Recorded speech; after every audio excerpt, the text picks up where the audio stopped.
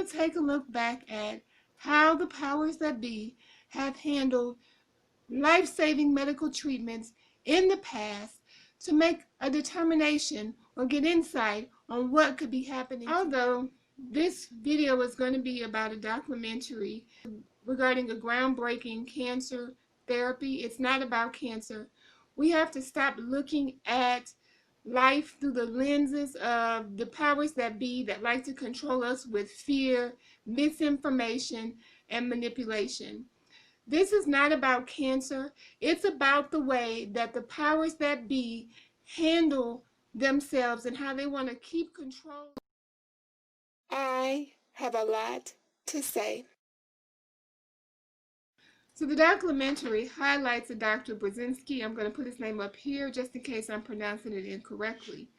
It talks about Burzynski, who got his start in 1967, where he was a PhD student, highly credentialed.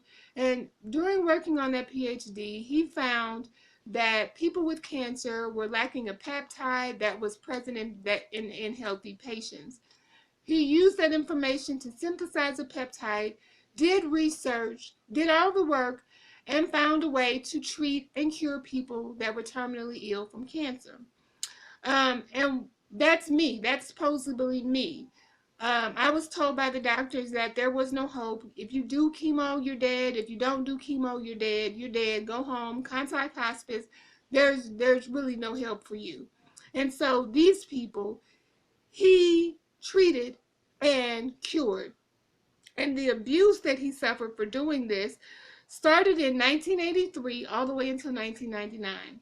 And during this time, you're talking about repeated financial abuse, legal abuse, lying, cheating, harassing his patients, manipulating, anything that they could do to him that wasn't physical. So in the documentary, it highlights how there was no legal provision within the law that warranted the assault, the harassment that Dr. Burzynski suffered from the powers that be.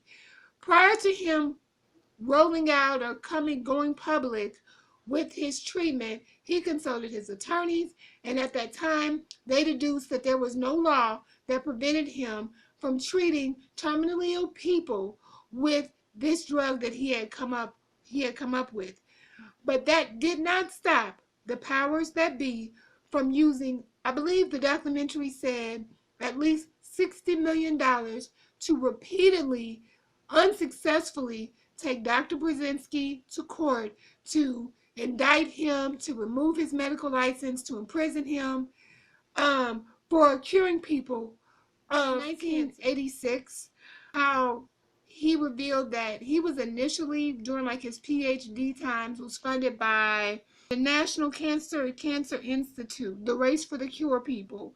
And that once he decided to go public with his findings, they removed funding from him. I'm asking that you all open up your minds and deduce and think about it. Think about a race for the cure. We are running for the cure today. Race for the cure. Fund the race for the cure. They're using tax dollars to find a cure for cancer that has been in existence and being used since 1988, I believe. 1988. Think about that. Think about how they propagate these children that they are abusing with conventional toxic chemotherapy. Think about those commercials, but think about the fact that there's already a cure. When I look at those commercials and see the parents that are ailing, they're begging, fund this hospital, fund this research, save yourselves, save our children. Think about that. Think about how many people that you personally know of or that you've heard of that has died from cancer and left their loved ones. Mothers and fathers that have left their 10-year-olds, their toddlers, their newborns that never got to see their children at all. Think about them and think about the fact that the powers that be already know that there is a cure for cancer.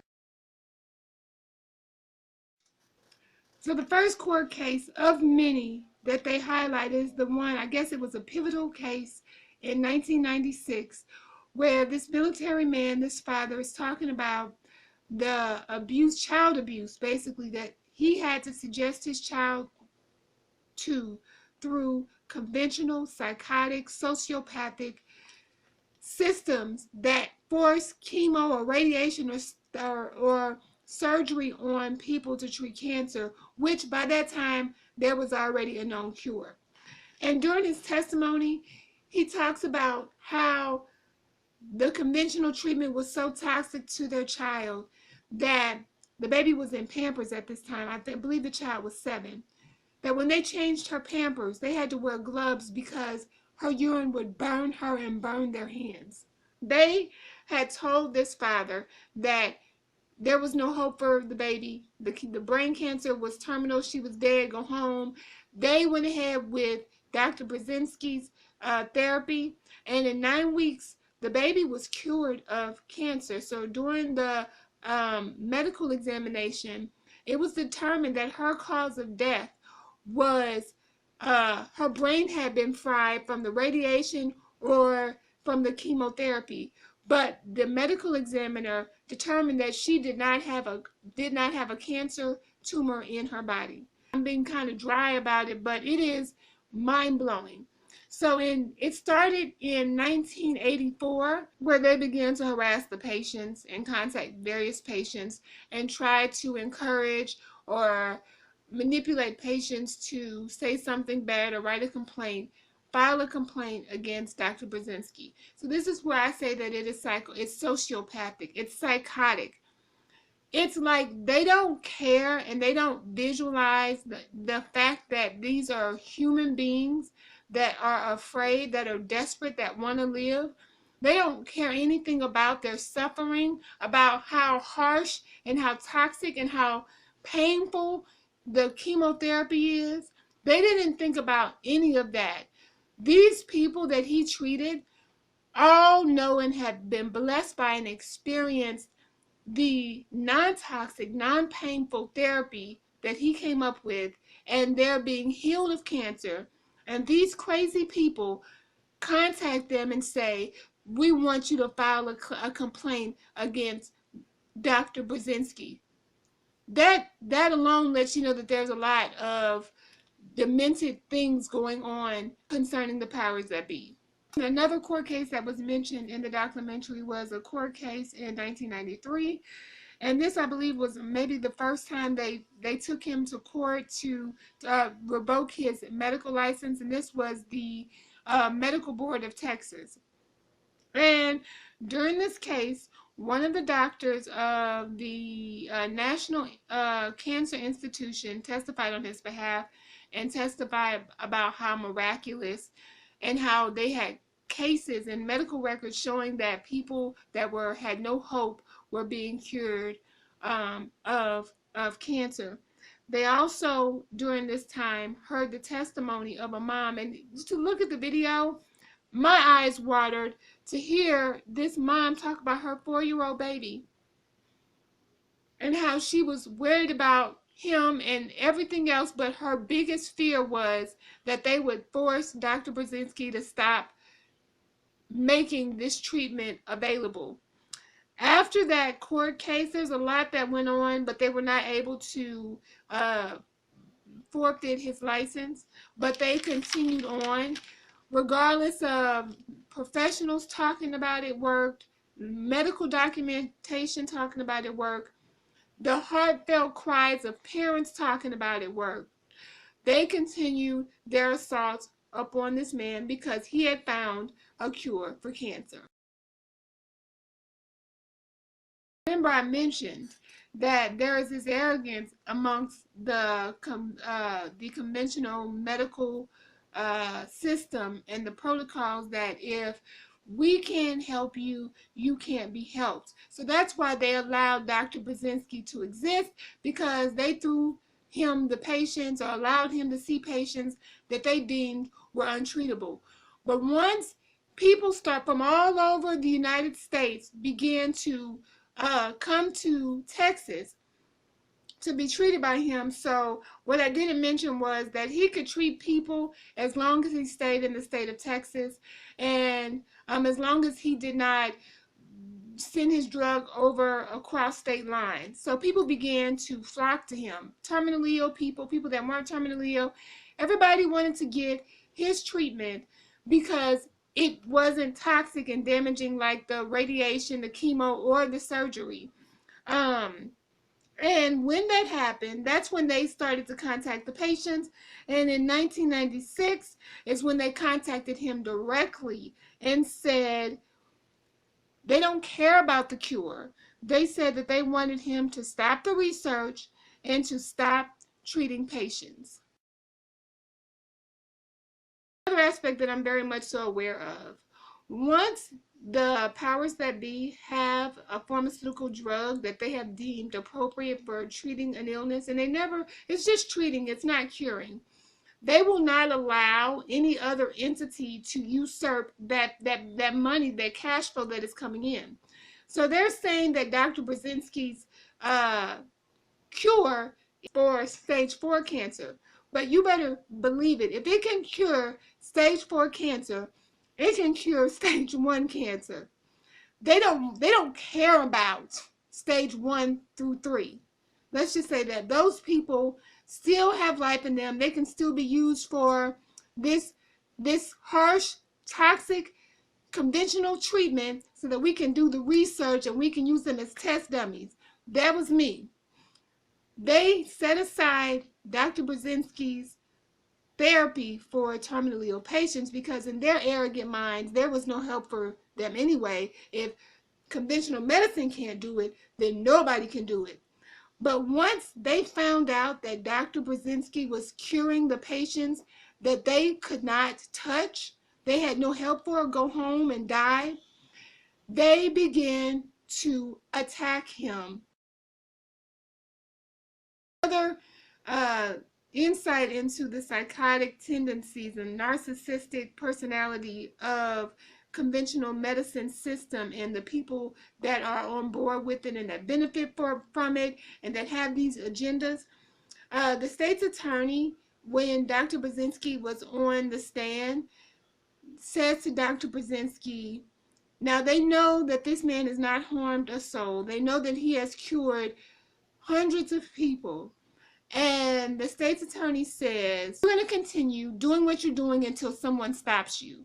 Like the detachment that this is, there are no words. Also, what I want to highlight is in that there was yet another court trial in 1995. And listen carefully to the documentary and look and read the things that they, the articles or the court docs that they provide.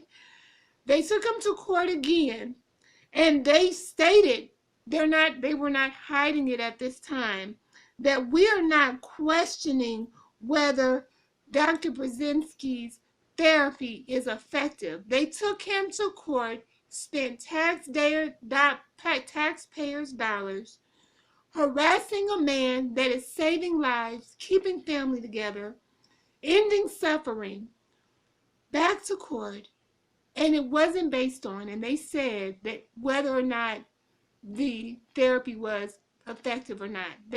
So in 1996, there's yet another court trial, and up until this time, we are aware that the National Cancer Institute, as well as the Texas Medical Association, has been harassing and smearing Dr. Brzezinski's therapy and as well as his name.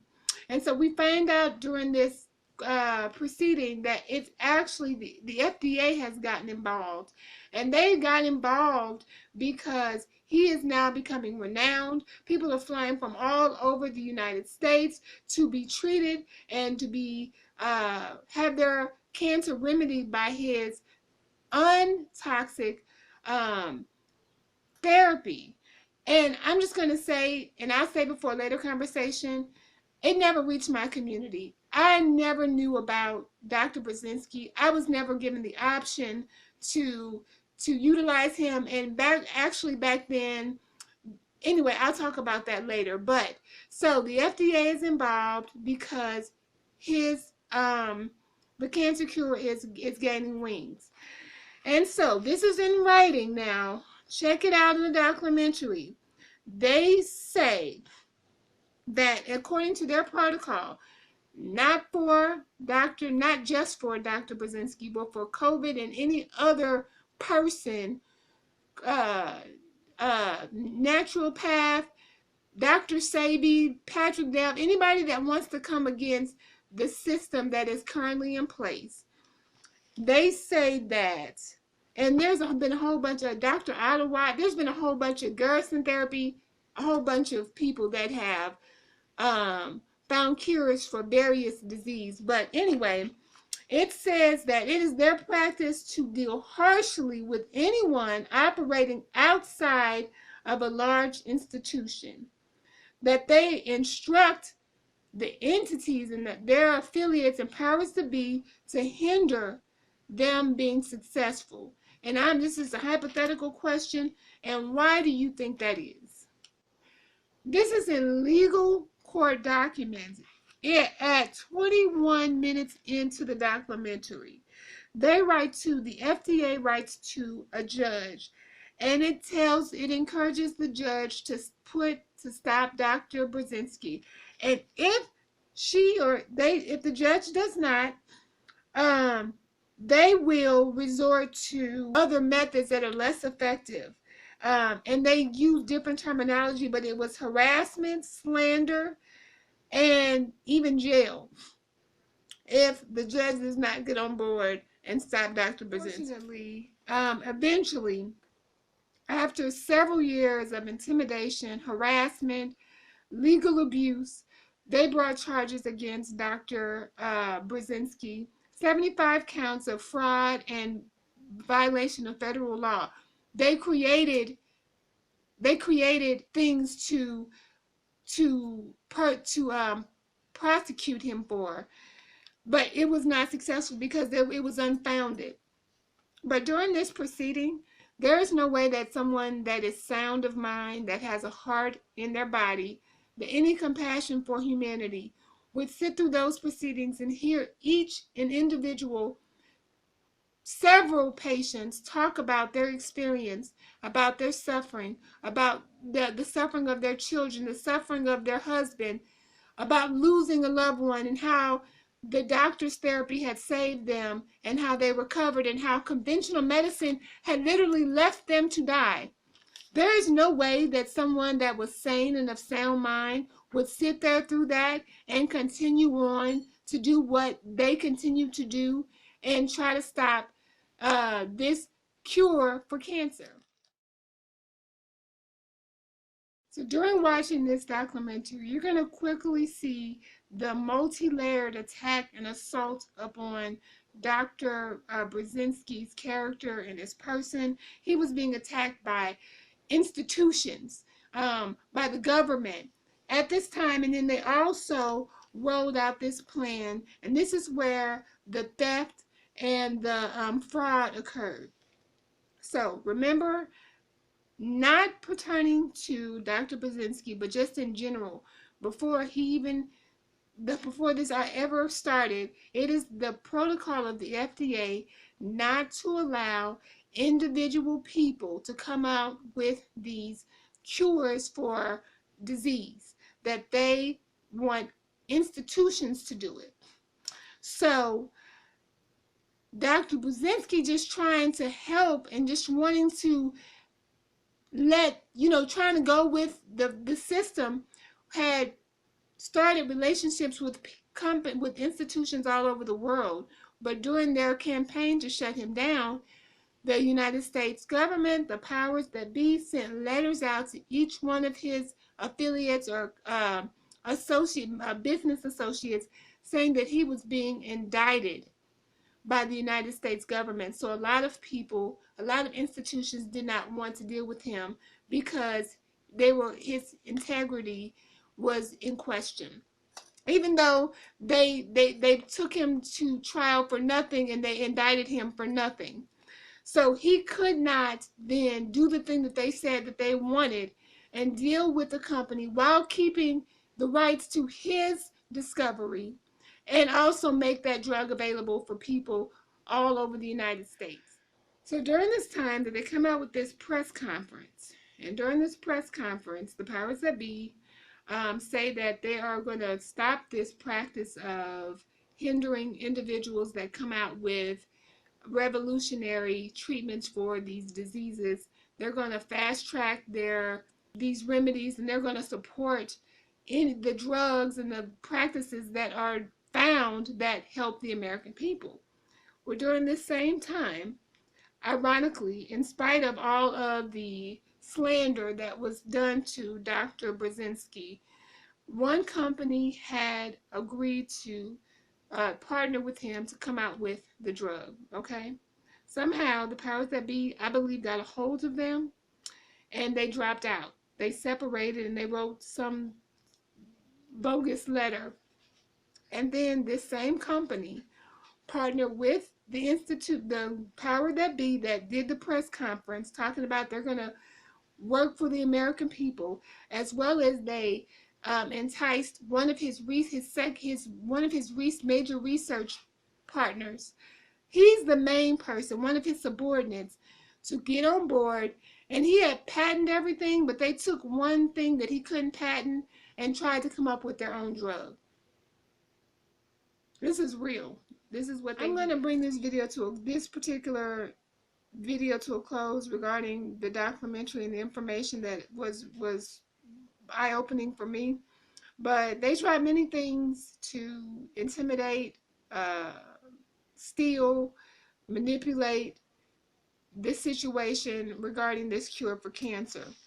Also in the documentary, you will hear about how the NCI, the National Cancer Institution, finally said that they stopped Dr. Brzezinski's approval when they teamed up with the company that also left him to team up with them to come up with their own drug. So they stopped his approval, because remember, they kept saying that it's an unproven treatment. There that terminology goes again. Even though they had evidence that and witness accounts and medical records, and they had raided his offices, it was still unproven because they didn't put their stamp on it. So eventually they said, well, we're going to allow, once they tried everything, they're going to say, we're going to allow for the clinical trials of Dr. Brzezinski's therapy. During that therapy, they tried to box him out. They didn't want to follow his protocol, and you not let a doctor follow their protocol. Not let a doctor follow one of the protocols they put in place. Well, they didn't want to follow his protocol. They didn't want to give him information about the patients. They didn't want him to monitor what they were actually doing. So as a result, Dr. Brzezinski said, you know what, I'm just going to stop it. You're not doing what we agreed. You're not letting me be involved. They sent him a letter saying we don't really need you to be involved. And so you find out that they actually they didn't want him involved because they were trying to sabotage the approval process, or the approval, or the efficiency of the treatment. And they were doing things like not using the proper patients, not using the proper conditions, not using the proper therapeutic dosages and things like that. And so to kind of just end all beat all, they went ahead and published something in one of these medical journals, and apparently these medical journals are Bible. They are law. They're undisputed. They published it that the treatment was not effective in treating cancer, despite people with their own mouths saying and showing that their family themselves have been healed. The documentary talks about how the 4-year-old little boy lived. They followed him all the way until he was 34, and they kept showing people that had survived. Even back then, I think it was 2015. But they went ahead and printed that, and basically once they print that, then that's when you go to your doctor, and they won't mention the therapy to you. It's quackery. It's unproven. That word means absolutely nothing.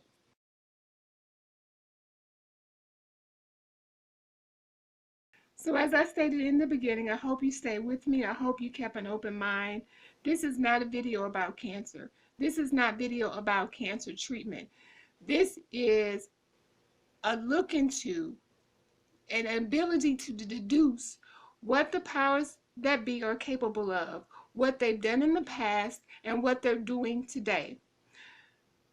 It has been documented verbally and in writing over and over again in the video. Check it out, link below, that they don't care about the cure. They want to keep a hold of the American public financially and mentally. They will use whatever tactics short of killing someone to keep a hold of the pockets and keep a hold of our minds and our freedom to choose whatever way they can. They will lie, they will steal, they will cheat, they will intimidate, they will conspire. The documentary, it's all outlined in the documentary. So right now for COVID, I don't know what's going on and what's going to happen, but I do know and I do get a glimpse into what they're capable of. They like to hide information if it goes against what their plans are, what their agenda is. I already heard that there's a cure for COVID. Have you all heard it? Madagascar has it. It's a holistic medical, it's a holistic naturopathic treatment. And there was another African country that had come up with a cure for COVID, cancer, AIDS, and something else. If I find the information, I will list it up above. We will never hear about that information. We will never hear about the countries. You just have to read in between the lines that we don't even hear about that are going on with life because they allow for methods outside of the American protocol for medical treatment. So this is not a video about cancer. This is a video that leads you into the character and the personality and the tendencies of the powers that be.